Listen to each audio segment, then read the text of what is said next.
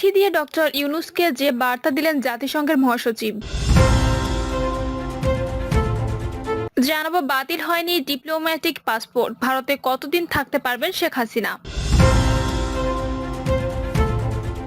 গুলি করে মরে একটা বাকিটি যায় না স্যার, ভিডিও দেখানো সেই ডিসি এখন ডিবি হেফাজতে। এবং সর্বশেষ জানাবো হঠাৎ সুর পাল্টে ভিডিও বার্তা, ব্যারিস্টার সুমনকে ধুয়ে দিলেন নেটিজেনবাসী। শুনছিলেন সংবাদ শিরোনাম, এবারে বিস্তারিত। চিঠি দিয়ে ডক্টর ইউনূসকে যে বার্তা দিলেন জাতিসংঘের মহাসচিব। অন্তর্বর্তীকালীন সরকারের প্রধান উপদেষ্টা হিসেবে গত 8ই আগস্ট দেশ পরিচালনার দায়িত্ব নিয়েছেন নোবেলজয়ী ডক্টর মোহাম্মদ ইউনূস। এবার অন্তর্বর্তীকালীন সরকারকে সমর্থন জানিয়ে ডক্টর ইউনূসকে একটি চিঠি দিয়েছেন জাতিসংঘ মহাসচিব অ্যান্তোনিও গুতেরেসে। গত 16ই আগস্ট পাঠানো সেই চিঠিতে দেশের শান্তি প্রতিষ্ঠা এবং অন্তর্ভুক্তিমূলক গণতান্ত্রিক উত্তরণের পথে অন্তর্বর্তীকালীন সরকারের প্রচেষ্টাকে সম্পূর্ণ সমর্থন জানিয়েছে জাতিসংঘ, যা রাতে প্রধান উপদেষ্টা প্রেস উইং চিঠিটি শেয়ার করে।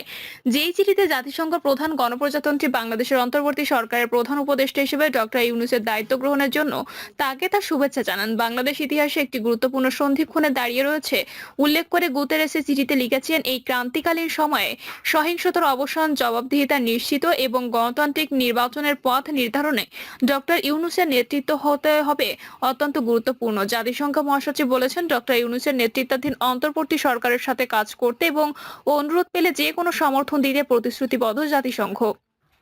বাংলাদেশের জনগণের স্বার্থে আবাসিক সমন্বয়কারী এবং জাতিসংঘের কান্ট্রি টিমের মাধ্যমে এই অনুরোধ করা যেতে পারে। গুতেরেসে বলেন, বাংলাদেশের শান্তি ফিরিয়ে আনা এবং সংসদ নির্বাচন আয়োজনের প্রচেষ্টাকে আমি স্বাগত জানাই। এই ক্রান্তিকালীন সময়ে সহিংসতার অবসান ঘটাতে, জবাবদিহিতা নিশ্চিত করতে, আইন শৃঙ্খলা পুনরুদ্ধার করতে এবং গণতান্ত্রিক নির্বাচনের পথ নির্ধারণে ডক্টর ইউনূসের নেতৃত্ব অত্যন্ত গুরুত্বপূর্ণ হবে। বাতিল হয়নি ডিপ্লোম্যাটিক পাসপোর্ট, ভারতে কতদিন থাকতে পারবেন শেখ হাসিনা। ছাত্র আন্দোলন থেকে গণ অভ্যুত্থানের মুখে প্রধানমন্ত্রী পদ থেকে পদত্যাগ করে দেশ ছেড়ে ভারতে পালিয়ে গেছেন শেখ হাসিনা। এরপর থেকে সেখানে অবস্থান করছেন তিনি, সঙ্গে রয়েছে ছোট বোন শেখ রেহানাও। জানা গেছে, দিল্লির উপকণ্ঠে একটি অধাসামরিক বাহিনীর অতিথি নিবাস বা সেফ হাউসে দুই বোনকে একসঙ্গে রাখা হয়েছে। ভারতের পররাষ্ট্রমন্ত্রী এস জয়শঙ্কর দেশটির পার্লামেন্টে জানান, ভারত সরকারের কাছে শেখ হাসিনা সাময়িকভাবে এদেশে আসার অনুমোদন চেয়েছিলেন এবং তা মঞ্জুর হওয়ার পরই তিনি ভারতের মাটিতে পা রেখেছেন। খবর বিবিসি বাংলার। দিল্লিতে সরকারের শীর্ষ পর্যায়ে একাধিক কর্মকর্তার সঙ্গে কথা বলে জানা গেছে, শেখ হাসিনা যে ডিপ্লোম্যাটিক অথবা অফিসিয়াল পাসপোর্ট ছিল তা এখনো বৈধ এবং সেই পাসপোর্টের সুবাদে তিনি অন্তত 1.5 মাস কোনো ভিসা ছাড়াই অনায়াসে ভারতে অবস্থান করতে পারেন। শেখ হাসিনা ভারতে গেছেন 15 দিন। ভারতের আইন অনুযায়ী আরো 30 দিন দেশটিতে থাকতে পারবেন তিনি, যদি না এর মধ্যে সেই পাসপোর্ট রিকভার্ড বা প্রত্যাহিত হয়। তাই বর্তমান অবস্থান সম্পূর্ণ আইনসম্মত। ভারতের এক্ষেত্রে আলাদা করে কোনো ব্যবস্থা নেওয়ার প্রয়োজন নেই। দিল্লিতে একাধিক শীর্ষস্থানীয় কর্মকর্তা বিবিসি বাংলাকে আভাস দিয়েছেন, ভারতের শেখ হাসিনার এই মুহূর্তে অবস্থানের ভিত্তিটা হলো ভারত ও বাংলাদেশের মধ্যে স্বাক্ষরিত সংশোধিত ট্রাভেল অ্যারেঞ্জমেন্ট। শেখ হাসিনা ও নরেন্দ্র মোদী সরকারের মধ্যে ঢাকাতে এই সমঝোতা স্বাক্ষরিত হয়েছিল 2018 সালের 15ই জুলাই।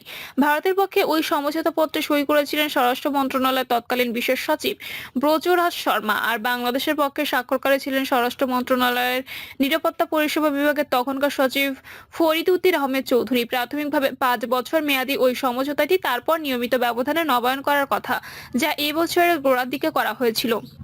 ওই সমঝোতা পত্রের 1 ধারাতে পরিষ্কার উল্লেখ করা আছে, উভয় দেশের ডিপ্লোম্যাটিক ও অফিসিয়াল পাসপোর্টধারীদের 45 দিনের মেয়াদে ভিসা ছাড়াই বসবাসের জন্য থাকতে দিতে দুই দেশ পারস্পরিকভাবে রাজি হয়েছে। অর্থাৎ কিনা এই সমঝোতা অনুযায়ী বাংলাদেশের ডিপ্লোম্যাটিক অফিসিয়াল পাসপোর্টধারীরা ভারতে ভিসা ছাড়াই 45 দিন থাকতে পারবেন। আবার অন্যদিকে ভারতের ওই বিশেষ ধরনের পাসপোর্টধারীরা বাংলাদেশেও ঠিক একই সুবিধা পাবেন। প্রসঙ্গত, রাষ্ট্র বা সরকারের যে পদাধিকারীদের কূটনৈতিক বা সরকারি কোনো প্রয়োজনে বিদেশে সফর করতে হয়, তাদেরই এই ডিপ্লোম্যাটিক বা অফিসিয়াল বা সার্ভিস পাসপোর্ট ইস্যু করা হয়ে থাকে।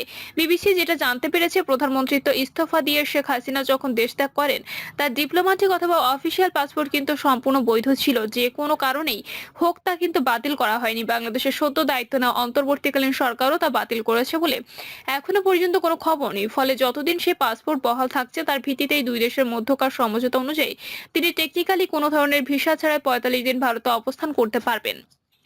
যার মধ্যে মাত্র 15 দিন অতিক্রান্ত হয়েছে। কিন্তু এই 1.5 মাসের মধ্যে যদি শেখ হাসিনার বর্তমান পাসপোর্ট রিভোক বা বাতিল করা হয় তাহলে ভারতের কি করণীয় আছে? দিল্লির শীর্ষস্থানীয় কর্মকর্তা বলেন, সেটাও বড় কোনো সমস্যা নয়, কারণ এই ধরনের পরিস্থিতিতে আমাদের প্ল্যান বি বা প্ল্যান সি প্রস্তুত রাখতেই হয়। এখানেও নিশ্চয়ই সেটা তৈরি আছে। গুলি করি মরে একটা, বাকিটি যায় না স্যার। ভিডিও দেখানো সেই ডিসি এখন ডিবি হেফাজতে। গুলি করে করে লাশ নামানো লাগছে স্যার। গুলি করি মরে একটা, আহত হয় একটা, একটাই যায় স্যার, বাকিটি যায় না। এইটা হলো স্যার সবচেয়ে বড় আতঙ্কের এবং দুশ্চিন্তার বিষয়। বৈষম্য বিরোধী আন্দোলনকারীদের লক্ষ্য করে গুলি করা নিয়ে সাবেক স্বরাষ্ট্রমন্ত্রী মোহাম্মদ আসাদুজ্জামান খান কামালকে জানাচ্ছিলেন ঢাকা মেট্রোপলিটন পুলিশের এক সদস্য। এমন একটি ভিডিও সামাজিক যোগাযোগ মাধ্যমে ছড়িয়ে গেছে। ভিডিওতে পুলিশ সদস্যের নেম প্লেটের নাম লেখা ছিল ইকবাল। তার নাম মোহাম্মদ ইকবাল। তিনি ঢাকা মহানগর পুলিশের ওয়ারি বিভাগে উপকমিশনার ছিলেন। তাকে হেফাজতে নিয়েছে পুলিশ। সন্ধ্যায় নরসিংদীতে অবস্থিত নিজ বাড়ি থেকে তুলে নেওয়া হয় তাকে। তিনি এখন ডিএমপি ডিবি হেফাজতে বলে একটি সূত্রে জানা গেছে। পুলিশের গোয়েন্দা শাখার একটি সূত্র বিষয়টি নিশ্চিত করেছে। সংশ্লিষ্ট কর্মকর্তা বলেছে, ইকবালের বিষয়ে কি সিদ্ধান্ত তা তারা জানেন না, তারা শুধু তাকে হেফাজতে রেখেছেন। ভিডিওতে দেখা যায় পুলিশের গুলির বিষয়টি তৎকালীন স্বরাষ্ট্রমন্ত্রী আসাদুজ্জামান খান কামালকে জানাচ্ছেন তিনি ইকবাল। সেখানে তাকে বলতে শোনা যায়, গুলি করে করে লাশ নামানো লাগছে স্যার। গুলি করি মরে একটা, আহত হয় একটা, একটাই যায় স্যার, বাকিটি যায় না। এইটা হলো স্যার সবচেয়ে বড় আতঙ্কের এবং দুশ্চিন্তার বিষয়। হঠাৎ সুর পাল্টে ভিডিও বার্তা, ব্যারিস্টার সুমনকে ধুয়ে দিলেন নেটিজেনবাসী। ছাত্র জনতার গণ অভ্যুত্থানে প্রধানমন্ত্রীর পদ থেকে পদত্যাগ করে ভারতে পালিয়ে যান শেখ হাসিনা। এরপর সব এমপি মন্ত্রী ও দলীয় নেতাকর্মীও আড়ালে চলে যান। গা ঢাকা দেন আলোচিত সমালোচিত সাবেক এমপি ব্যারিস্টার সৈয়দ সাইদুল হক সুমন। এরপর 4 আগস্টের পর থেকে সোশ্যাল মিডিয়ায় আর দেখা যায়নি ব্যারিস্টার সুমনকে। তিনি বাংলাদেশে আছেন নাকি বিদেশে পালিয়ে গেছেন সে বিষয়ে সঠিক কোনো তথ্য পাওয়া যাচ্ছে না। এর মধ্যে রাতে নিজের ফেসবুকে ভিডিও বার্তা পোস্ট করেন সুমন। তবে বর্তমানে তিনি কোথায় অবস্থান করছেন সে বিষয়ে কিছুই জানাননি ভিডিও বার্তায়। 2 মিনিট 27 সেকেন্ডের ভিডিওতে তাকে বলতে শোনা যায়, আপনারা যারা আমার সমর্থক এবং কিংবা শুভাকাঙ্ক্ষী বিভিন্ন সময় নানাভাবে আমার উপর কষ্ট পেয়েছেন, তাদের উদ্দেশ্যে একজন সাবেক সংসদ সদস্য হিসেবে কিছু কথা বলতে চাই। এই কোটা সংস্কার বা বৈষম্য বিরোধী আন্দোলনের পক্ষে সবসময় ছিলাম আমি। এই আন্দোলন যারা আহত হয়েছে তাদের পক্ষেও আমি ছিলাম, কিন্তু আমার ব্যর্থতা হচ্ছে আপনাদের প্রতি সেটা বোঝাতে পারিনি। এর জন্য সম্পূর্ণ ব্যর্থ হয়েছি। এই ব্যর্থতার জন্য সব সমর্থক ও শুভাকাঙ্ক্ষী আছেন, তাদের সবার কাছে দুঃখ প্রকাশ করছি।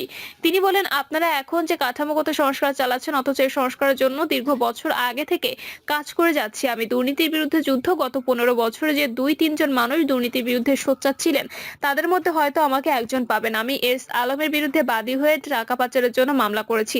ব্যারিস্টার সুমন বলেন, আপনারা জানেন আমার জীবনে কত ঝুঁকি ছিল। কোটা আন্দোলন শুরু হওয়ার 2 সপ্তাহ আগে সংবাদ সম্মেলন করে বলতে বাধ্য হয়েছি, জিডি করেছি যে আমার জীবনে ঝুঁকি রয়েছে। সুতরাং এই যুদ্ধে সবসময়